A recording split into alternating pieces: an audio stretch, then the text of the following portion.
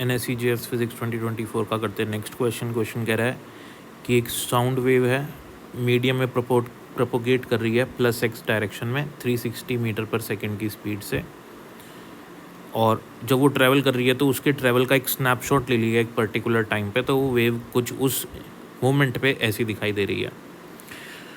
और a snapshot of the plot of displacement of various particles of mediums from their equilibrium position along y-axis। तो particle जो हैं ये y-axis के along है सारे, versus a position of the particle on x axis, और इनकी x पोजीशन पार्टिकल्स की भी दे रखी है। कोई भी एक पार्टिकल है, ये उसकी y पोजीशन और ये उसकी x पोजीशन है। द इनकरेक्ट ऑप्शन इज, तो इनमें से इनकरेक्ट ऑप्शन कौन सा है? तो पहला ऑप्शन है the amplitude of the wave is 5 mm। तो यहाँ हमको साफ साफ दिखाई दे रहा है कि जो एम्पलीट्यूड है वेव का वो 5 mm ही है, तो ये अपना ऑप्शन जो है वो सही हो जाएगा। दूसरा हम ऑप्शन देखते हैं। क्वेश्चन कह रहा था frequency of wave is 900 hertz. तो फ्रीक्वेंसी है 900 हर्ट्ज़ की, ठीक है। तो फ्रीक्वेंसी निकालने के लिए हम लोग क्या करते हैं, v equals to F lambda, v velocity, F frequency, lambda wavelength. तो वेवलेंथ, ये एक वेव की जो लेंथ होती है उसको वेवलेंथ बोलते हैं।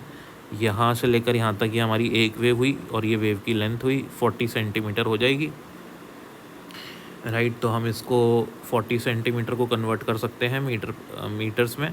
तो वेलोसिटी पहले हम देख लेते हैं, ये 360 मीटर पर सेकंड हमको वेलोसिटी दी है। फ्रीक्वेंसी हमको पूछी गई है, और जो लेमडा है वो क्या हो जाएगा हमारा 40 × 10⁻⁻²। तो एफ़ हो जाएगा हमारे पास 360/40 × 10⁻²। और इसको अगर अपन सॉल्व करते हैं तो हमारे पास 900 हर्ट्ज़ जो है आंसर आ जाता है। तो यहाँ पे भी 900 हर्ट्ज़ है, तो ये भी हमारा करेक्ट आंसर है। तो हमको ऑप्शन ढूंढना है वो जो इनकरेक्ट हो, ठीक है ना। तो ये अपना आंसर नहीं है। सी जो कह रहा है after 0.01 second the trough of the wave will occur at x = 20 and x = 40। अब इसको सॉल्व करने के लिए क्या हमने स्ट्रैटेजी यूज़ करनी है, देखो।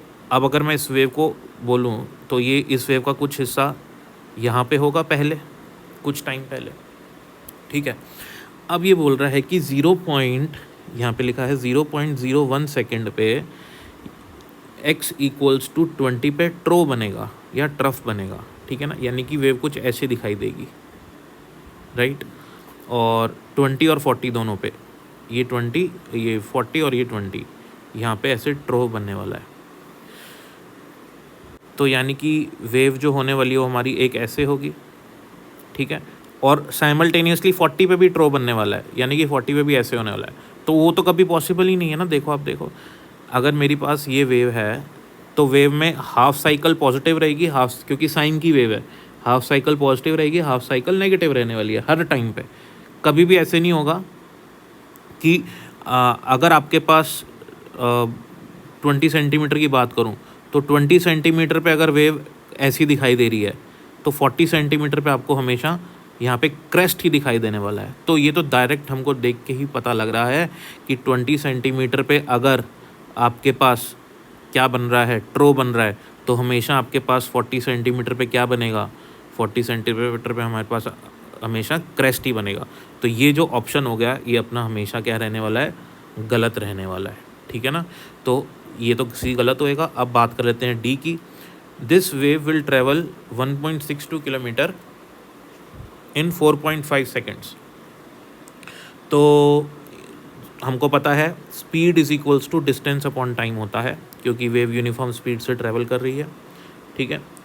तो डिस्टेंस होएगा स्पीड इनटू टाइम, हमको डिस्टेंस ही निकालना है यहाँ पे। तो स्पीड हमको वेव की दी हुई है 360 मीटर पर सेकेंड, और टाइम हमको दिया हुआ है 4.5। दोनों को मल्टीप्लाई करेंगे तो 1620 मीटर आ जाएगा हमारे पास, और ये हमारे पास होता है 1.62 किलोमीटर के इक्वल, जो कि सही है।